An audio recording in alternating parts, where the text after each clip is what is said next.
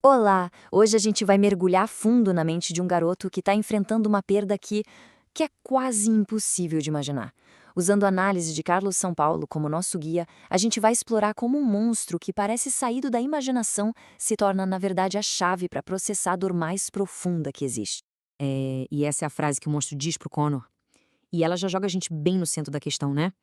O que será que acontece quando essa linha que separa o pesadelo da vida real começa a sumir? Quando a dor de um se mistura com a dor do outro e já não se sabe onde um começa e o outro termina.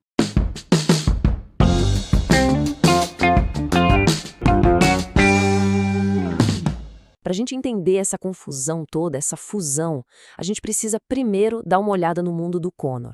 A situação dele já é, por si só, um pesadelo acordado. A mãe dele está com uma doença em fase terminal e o pai simplesmente não está lá, nem fisicamente, nem emocionalmente. Nossa, é um choque, né? De um lado, essa realidade super brutal, a mãe doente, o pai ausente e ainda por cima o bullying na escola.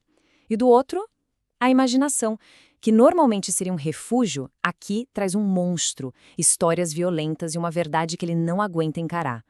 Como é que uma criança dá conta desses dois mundos se chocando ao mesmo tempo? Sabe, é curioso pensar nesse pesadelo recorrente dele. Não só como uma forma de tortura, mas quase como um treinamento. É como se a própria mente do Connor estivesse dando pequenas doses homeopáticas, dessa dor insuportável. Quase como se estivesse preparando ele aos poucos para a separação real, que infelizmente está por vir. Mas espera aí, tem uma coisa nessa história que parece não fazer sentido. Além de tudo isso, o Connor sofre bullying e, o que é mais estranho, ele parece quase precisar dessa dor física. Por quê? Por que alguém aceitaria apanhar, aceitaria essa dor para tentar lidar com o sofrimento emocional que já é gigante? Pois é, e isso tem nome na psicologia.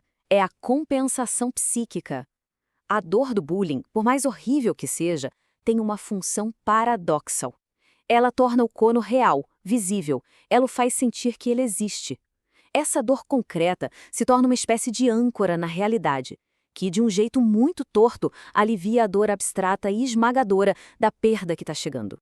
E é nesse ponto que o monstro entra de verdade na história. Ele não aparece para salvar o Connor, para tirar ele dessa realidade. Pelo contrário, ele vem para ensinar o Connor a navegar nessa realidade.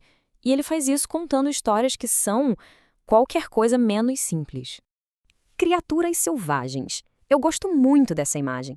Dá a ideia de que a verdade não é algo que a gente pode domar ou colocar numa caixinha, né? Que tipo de verdades, assim, indomáveis essas histórias poderiam soltar na vida já tão complicada desse menino?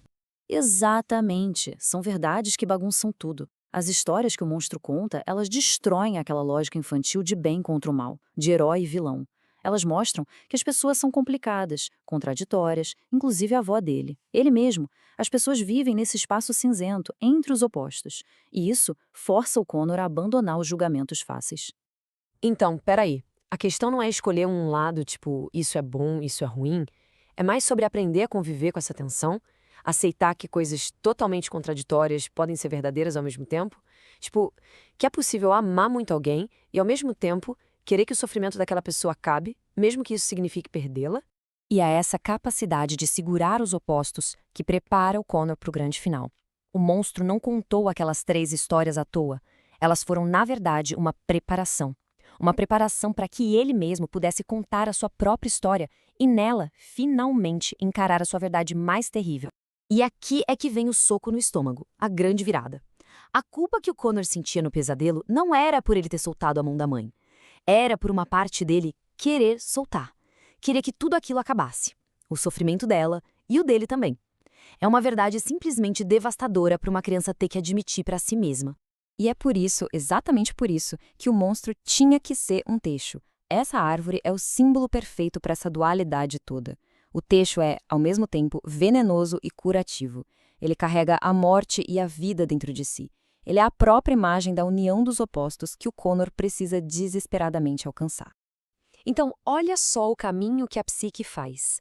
Primeiro, ela apresenta um conflito que parece impossível de resolver. Eu não quero que ela morra, mas eu quero que essa dor acabe. Depois, ela oferece um símbolo, o teixo, que consegue conter essa contradição. E é através desse símbolo que a consciência consegue finalmente integrar os dois lados, aceitar a perda e o amor ao mesmo tempo. E aí, no final, a vida real espelha o pesadelo, mas de um jeito completamente novo. Ele tá ali, segurando a mão da mãe de verdade. Ele consegue dizer que não quer que ela vá, mas ao mesmo tempo, por ter aceitado a sua verdade, ele consegue deixá-la partir. Ele sustenta os dois sentimentos, o amor e o adeus. O que nos leva a uma última reflexão, né? A história do Connor é, claro, muito específica, mas o mecanismo que ela mostra é universal.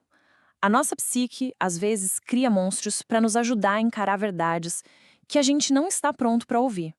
Então a questão que fica é: quais são os monstros que aparecem em nossas vidas e que verdades difíceis e talvez curativas eles estão tentando nos contar?